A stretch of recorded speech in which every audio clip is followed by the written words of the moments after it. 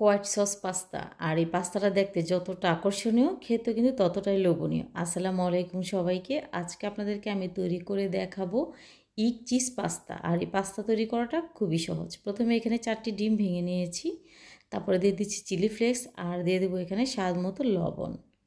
দিয়ে কাঁটা চামচের সাহায্যে খুব ভালো করে মিশিয়ে নিতে হবে, যেন সবগুলো উপকরণ খুব ভালোভাবে মিশে যায়।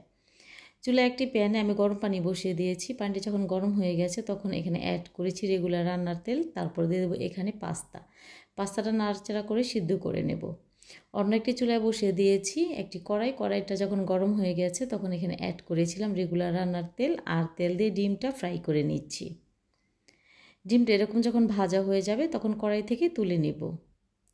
তারপর এখানে অ্যাড করছি বাটারটা যখন গলতে শুরু করবে তখন এখানে অ্যাড করছি 1 চা চামচ পরিমাণে ময়দা। আর ময়দাটা দিয়ে খুব ভালো করে নাড়াচাড়া করে ময়দার সাথে মিশিয়ে নিতে হবে। আর ময়দাটা খুব ভালো করে ভাজা করে নিয়েছিলাম। যখন এরকম করে ভাজা হয়ে যাবে তখন এখানে অ্যাড করছি আমি লিকুইড দুধ।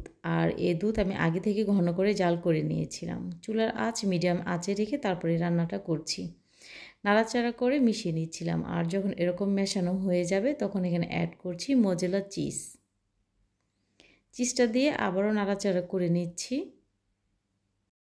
কিছু কাঁচামরিচ কেটে নিয়েছি আর কাঁচামরিচের বিচিগুলো ফেলে দিয়েছি। তারপর এখানে দিয়ে নাড়াচাড়া করে চিজের সাথে রান্না করে নিচ্ছি।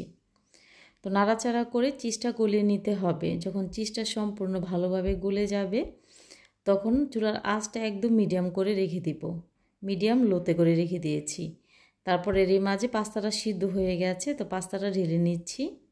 স্বাদ মতো দিয়ে দিচ্ছি chilli flakes, capsicum, chaat masala দিয়ে নাড়াচাড়া করে খুব ভালো করে মিশিয়ে নিচ্ছি।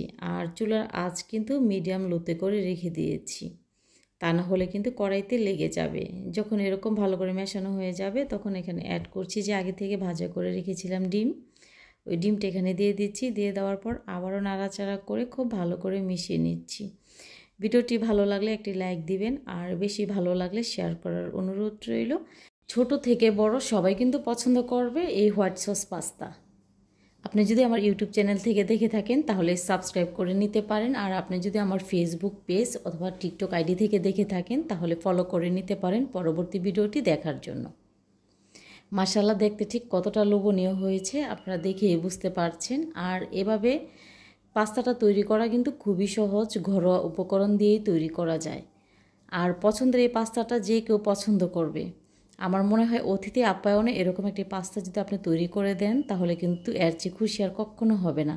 খেতে এতটাই ভালো আর দেখতে অনেকটা লোভনীয়, ভীষণ ইয়ামি ছিল।